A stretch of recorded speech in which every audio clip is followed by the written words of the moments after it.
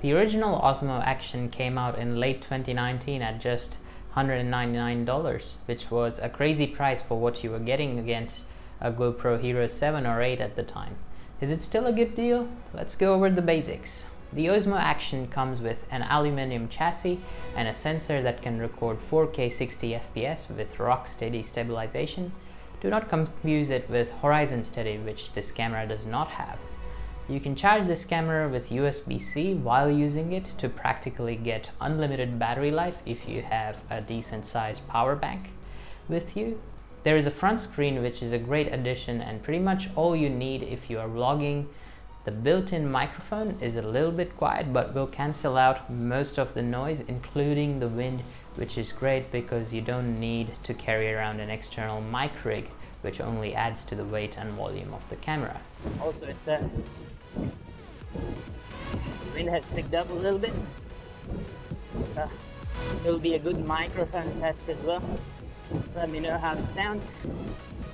It's super windy, like you can't hear stuff. The wind's going all over your ears. Now for the footage, here's some footage of me on my bike. Let's go outside. Guys, this is the chest mount that I'm using. This particular kind. Alright, so we're now recording at 4K 48 FPS. And I would say pretty harsh lighting conditions because the sun is right up there.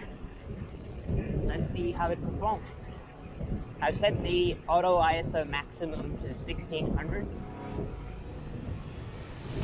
So when we do get into darker areas, it doesn't go all blurry on me, grainy.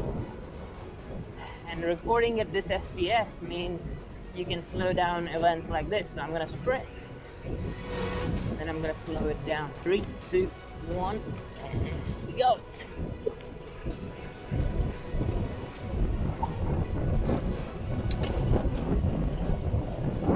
Woo-hoo.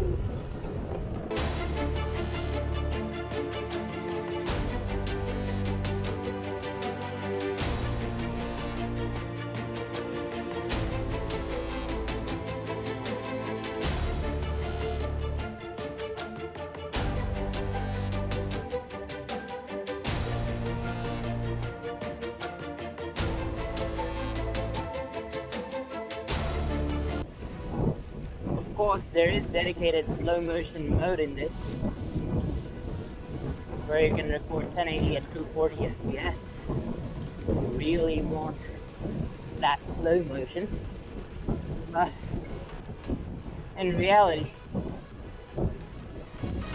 and in my use case, I never actually feel like slowing things down that much.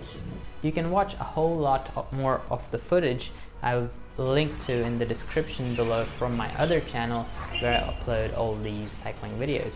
Also, stabilization is great. Here's some footage of me walking with the handheld mount.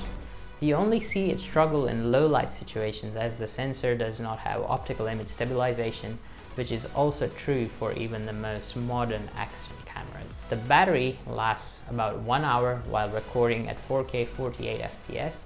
That's the setting I use the most as it gives you a high enough frame rate that you can slow things down without compromising too much on the battery. Of course, there are other features including but not limited to time-lapse,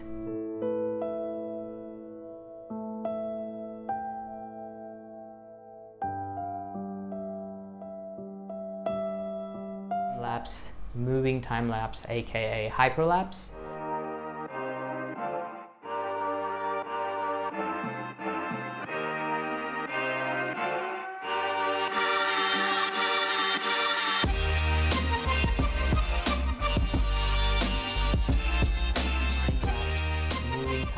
aka hyperlapse, and even an HDR mode. Personally, I can't tell the difference, but I'm glad that it's there for flexibility in post.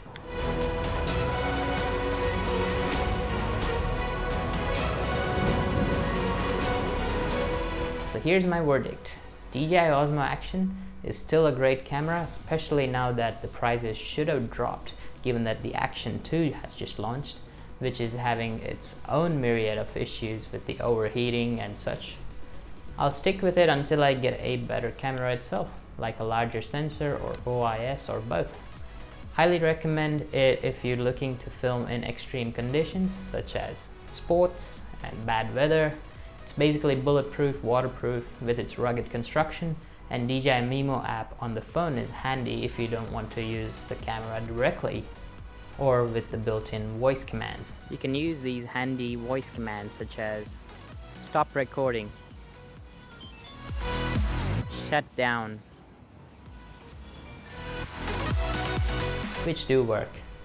Anyway guys, if you have a question or a video suggestion, drop it in the comments down below. Also, smash that like button if this video was helpful to you. Consider subscribing and dinging that notification bell if you want to watch more content like this. And thank you very much for watching. I'll see you guys in the next one. Cheers.